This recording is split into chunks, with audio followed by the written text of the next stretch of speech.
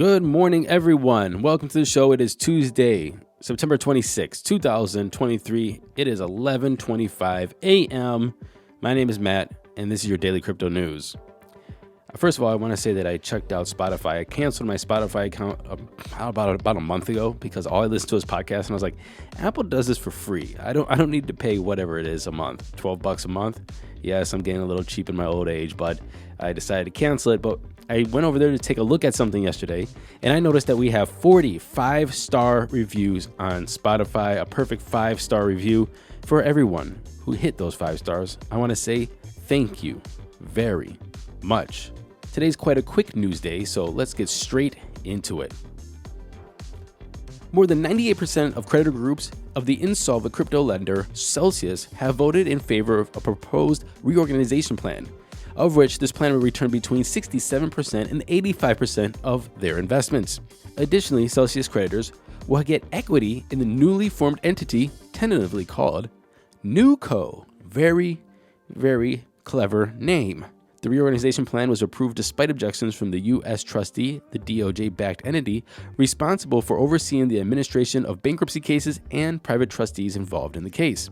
The news of the creditors voting in favor of the proposed restructuring plan, it comes on the heels of the SEC voicing objections to the bankrupt company's plan to use Coinbase as a distribution agent for international customers.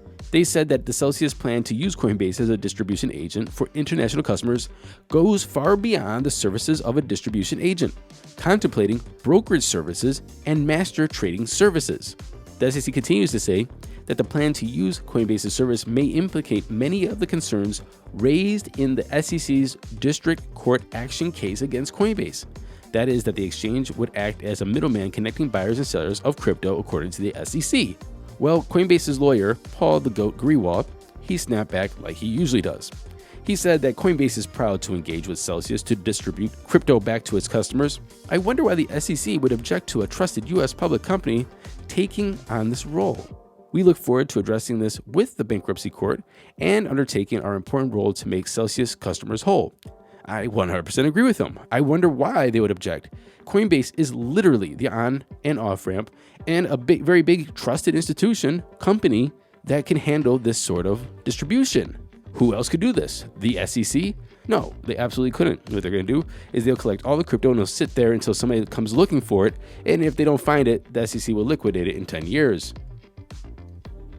The market maker Keyrock has received Swiss regulatory clearance from a government-approved standards body, according to a Tuesday statement by the company. They said, in quote, securing the VQF membership reinforces Keyrock's stance on upholding rigorous regulatory standards within the crypto space. Our focus remains steadfast on ensuring both compliance and trust in our services.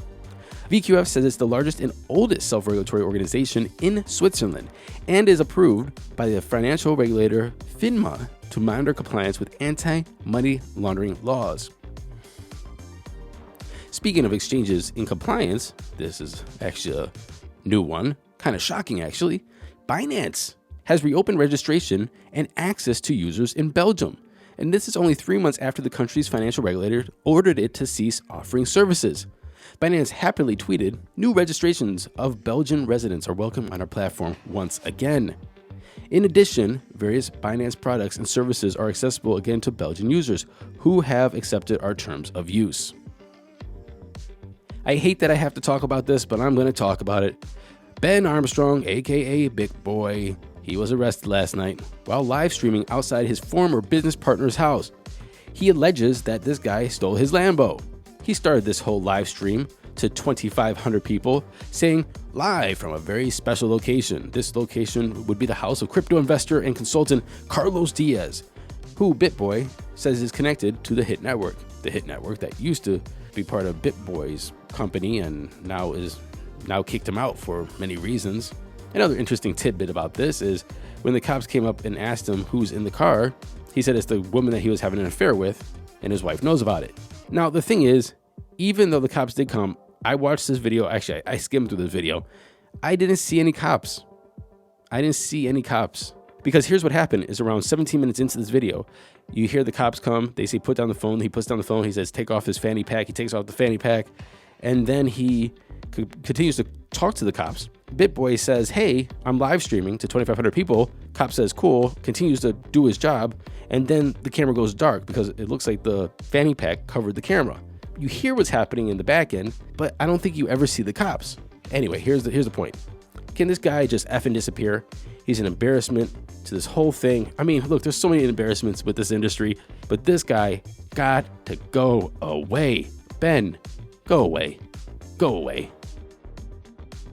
Per an SEC filing submitted on Monday, between August 1st and September 24th, MicroStrategy has purchased around another 5,445 Bitcoin, or only a measly $147.3 million worth. The average price that they got for these coins was around $27,053. Well, MicroStrategy has now around 158,245 Bitcoin at an average price around $29,582.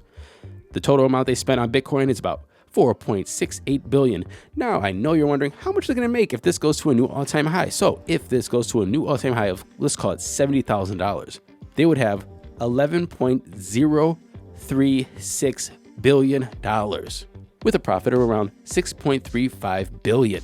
So are we going to see a new all-time high this year, next year, the year after, in the next 10 years? Can MicroStrategy hold out until they see a new all-time high?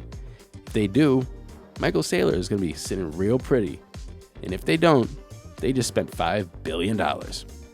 Speaking of money, let's get into those crypto prices. Here comes the money. Here we go. Money talk. And the time is 11:38 a.m. Eastern Standard Time. We are at 39 fearful. Bitcoin is sitting at $26,139. It says down 0.3% from yesterday. Okay, it seems about even, honestly. Ethereum's at $1,583, and that does say even from yesterday. Tether's number 3. Binance is at 211, up around 1% in 24. And XRP is at 50.1 cents, up around 0.5%. Rounding off the top 10, we have USDC, Cardano, Dogecoin, Solana, and Tron. Oh, where'd Toncoin go? Let's go take a look. Ton is at number 11. The total market cap is sitting at 1.04 trillion. We have a Bitcoin dominance of 48.9 and an ETH dominance of 18.3. And that was our show today. I apologize if I'm a little mumbly this morning. It's really hard to talk because I had a very, very bad night's sleep and I am super tired. Anyway, I'll get sleep tonight. And until tomorrow, happy hodling, everyone.